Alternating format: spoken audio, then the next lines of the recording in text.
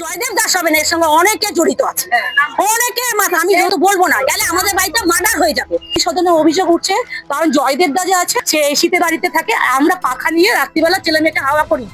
কাজ হয়নি বলেছে, ভাত ছিটালে কাকের অভাব হবে না, আপনারা কাজ ছেড়ে দিন। জয়দেব দাস যে কোটি কোটি টাকা তছরূপ করেছে পৌর মাতৃ সদন থেকে, সরজমিন তদন্ত করে যারা প্রকৃত দোষী তাদের দৃষ্টান্তমূলক শাস্তি দেওয়া হোক। মাতৃ সদন রায়গঞ্জ পুরসভা পরিচালিত এই স্বাস্থ্যকেন্দ্র বর্তমানে পুরসভার বহুল চর্চিত স্বাস্থ্য বিভাগ।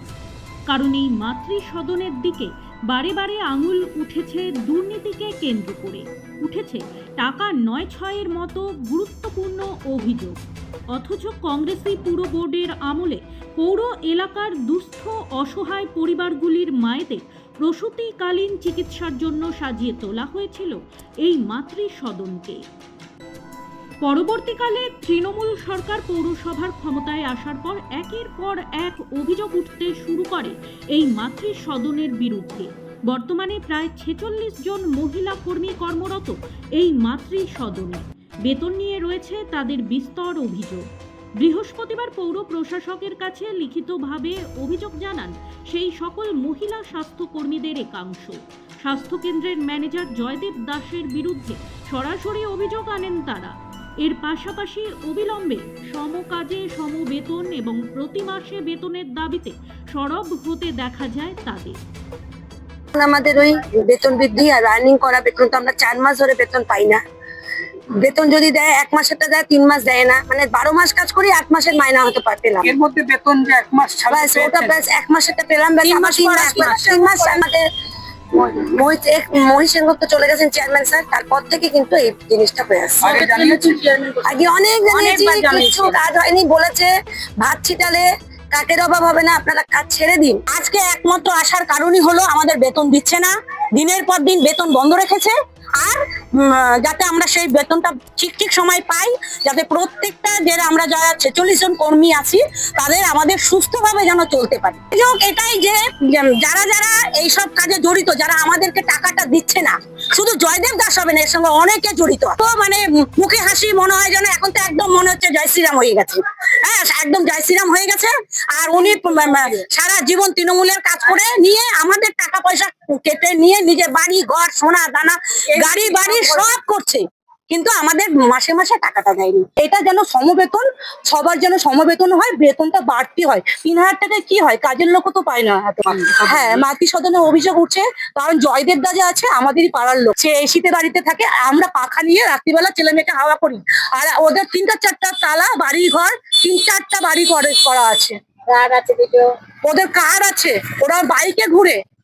আর আমাদের বড়রা পরে টোটো চালায়, আমাদের সংসার চলছে। অভিযোগ হচ্ছে মাতৃ সদনে যত টাকা পয়সা আছে, যত লেনদেন হয় জয়দেবের আন্ডারেই হয়, ওষুধপত্র সবকিছু সেই হিসাবেও দেয় না, আর ওখানেই ঘাপলা করছে সবকিছু।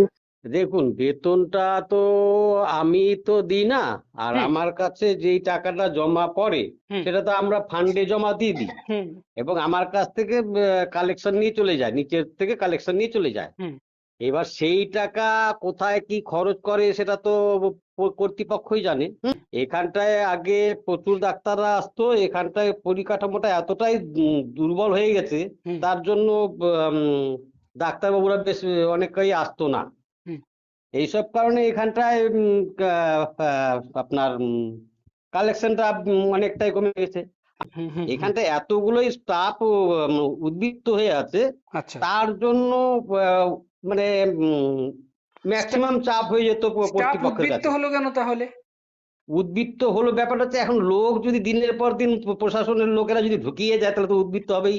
আমরা বলেছিলাম, আগের কর্তৃপক্ষকে বলেছিলাম, এই যে ফাঁকা জায়গাগুলো আছে, বর্তমান যারা কাজ করছে তাদেরকে সেই সব জায়গাগুলোকে ইনক্লুড করে দেওয়া হোক। তারা করেনি, তাদের দলের লোককে করেছে আর কি। হ্যাঁ, আপনাকে সরাসরি একটা প্রশ্ন করি। আপনার বিরুদ্ধে অভিযোগ, প্রায় কোটির কাছাকাছি টাকা আপনার বিরুদ্ধে তছরূপের একটা বারবার অভিযোগ আসছে। শুনেন, আমি এই কথাটা আপনি যেরকম প্রশ্ন করছেন, হ্যাঁ, যারা বলেছে তারা ব্যাপারটা হয়তো জানেই না। আচ্ছা, হ্যাঁ, কোটি কোটি টাকার কোনো প্রশ্নই আসে না। আমার হাত থেকে কোনো ফান্ডে কোনো জায়গায় খরচই হতো না। আচ্ছা, আমি 1 টাকাও ফান্ডে কোনো টাকাই খরচ করতাম না। ঠিক আছে, একটাও কোনো খরচ করতো না, আমি টাকা যেটা কালেকশন করতো সম্পূর্ণ জমা দিত। ও তাহলে কি গাফিলতিটা একদম পৌর কর্তৃপক্ষের দিকে একদম আপনি আঙ্গুল পৌর- তুলছেন? একদম পৌর কর্তৃপক্ষের গাফিলতি, আপনি একদম নিশ্চিন্ত থাকেন, এটা টোটালি গাফিলতিটা ছিল পৌর কর্তৃপক্ষ। আপনার এখন কাছে তারা আপনার হ্যাঁ কাছে বলুন। শেষ প্রশ্ন, আপনি ইস্তফা পত্র রেজিগনেশন দিয়েছেন হ্যাঁ হ্যাঁ এই হ্যাঁ কাজ দিয়েছি। থেকে, এইটা কেন? পৌরপতি মোহিত বাবু যখন ছিলেন তখন আমি রেজিগনেশন দিতে চেয়েছিলাম। হুম হুম হ্যাঁ, আমি নিজে বা আমার পারিবারিক একটা ব্যবসা আছে, মেডিসিনের হোলসেলের ব্যবসা আছে হুম আমার মিসেসের নামেই, সেই ব্যবসাটাই আমি করতাম। তখন তারা বললো যে না কিছুদিন করো দেখি। এবার আমি এতদিন একটা ভাবছিলাম যে হয়তো কিছু একটা ভবিষ্যৎ একটা কিছু হলে কিছু হবে, দিনের পর দিন একই জায়গায় পড়ে আছি, একই জায়গায় পড়ে আছি। আমি বিগত কর্তৃপক্ষের কাছেও আমি অনেকবারই বলেছি যে আমাকে আমি এখানে থাকবো না, আমি কাজ ছেড়ে দেবো। যারা আছে সরি, যারা আছে কর্তৃপক্ষ, আমি তাদেরকে দু তিনটে চিঠি দিয়েছি, সেই সব কোনো সদুত্তর পাইনি। এক, দ্বিতীয় কথা হচ্ছে আমাকে এই জায়গাটায় এখন যেতে আমার জীবনে একটা ঝুঁকির প্রশংসা চলে আসছে।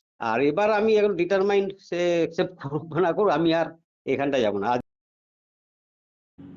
শুভজিৎ দাসের রিপোর্ট, নিউজ বৃত্তান্ত।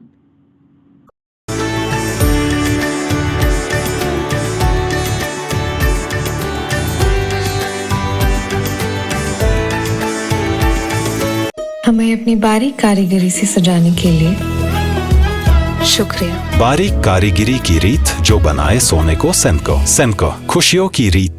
শিশু Mangal child development centre and research institute, এখানে রয়েছেন developmental paediatrician doctor Nilanjan Mukherjee. সমস্ত রকম ভ্যাকসিনেশন কিন্তু তিনি নিজে হাতে করেন। এছাড়া রয়েছে নেবুলাইজেশনের ব্যবস্থা। সবচেয়ে বড় কথা, আপনার শিশু যদি জেদ করছে, রাগ করছে, মন খারাপ করছে, সাইকোলজিস্টের পরামর্শ চাইতে এলে আপনাকে আসতেই হবে শিশু মঙ্গলে। রাত হোক বা দিন, নিউরো এমার্জেন্সি সময় দেখে আসে না। হঠাৎ মাথায় আঘাত, স্ট্রোক বা অচেতন হয়ে যাওয়া, প্রতিটি মুহূর্তই অমূল্য, কারণ এখানে সময়ই সবচেয়ে বড় চিকিৎসা। এবার রায়গঞ্জেই উপলব্ধ অ্যাডভান্সড নিউরোসার্জারি সুবিধা। দক্ষ নিউরোসার্জন ও আধুনিক প্রযুক্তির সহায়তায় 24x7 জরুরি পরিষেবা। সঠিক সময়ে সঠিক চিকিৎসা ফিরিয়ে দিতে পারে স্বাভাবিক জীবন। জীবনরেখা hospital, advanced neuro care.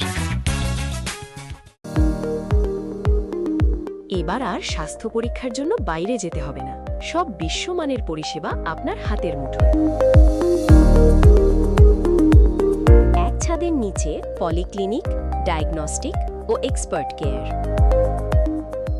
Apollo হসপিটালসের কলকাতা, বেঙ্গালুরু, চেন্নাইয়ের বিশেষজ্ঞ ডাক্তারদের সাথে সব জটিল সমস্যার সমাধান। অপোলো ক্লিনিক এখন রায়গঞ্জে। আপনার পরিবারের সুস্বাস্থ্যের ঠিকানা স্পেকট্রাম হেলথকেয়ার ডায়াগনস্টিক্স। এখানে প্রতিদিন বিভিন্ন ডাক্তার ও প্রতি মাসে হায়দ্রাবাদের বিভিন্ন অভিজ্ঞ ডাক্তার বসেন। 3D, 4D আল্ট্রাসোনোগ্রাফি ও অন্যান্য পরীক্ষা নিরীক্ষা সহ সব ধরনের রক্ত পরীক্ষা করা হয়। সব রকম ওষুধপত্র পাওয়া যায়। এছাড়া রক্ত পরীক্ষা করতে হোম সার্ভিসের ব্যবস্থা আছে। বিস্তারিত জানতে ফেসবুক ও ইনস্টাগ্রামে আমাদের পেজ ফলো করুন।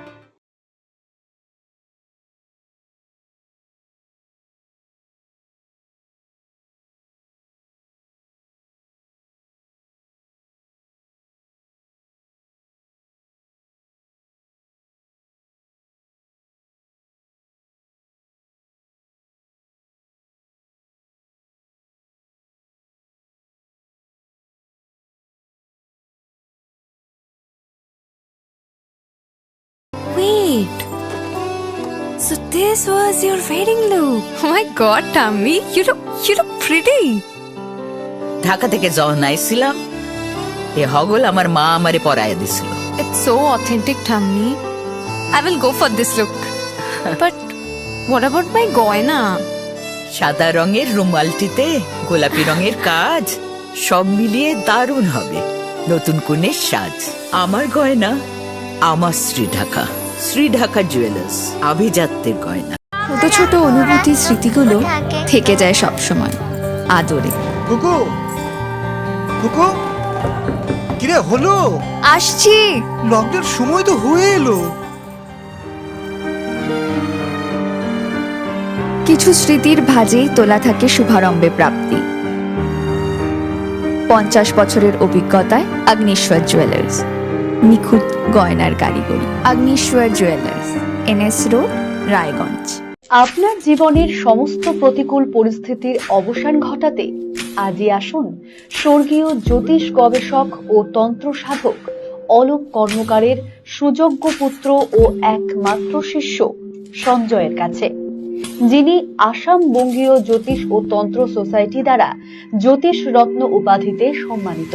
তাই আজই আসুন বংশানুক্রমিক ও সুদক্ষ জ্যোতিষ প্রতিষ্ঠানে।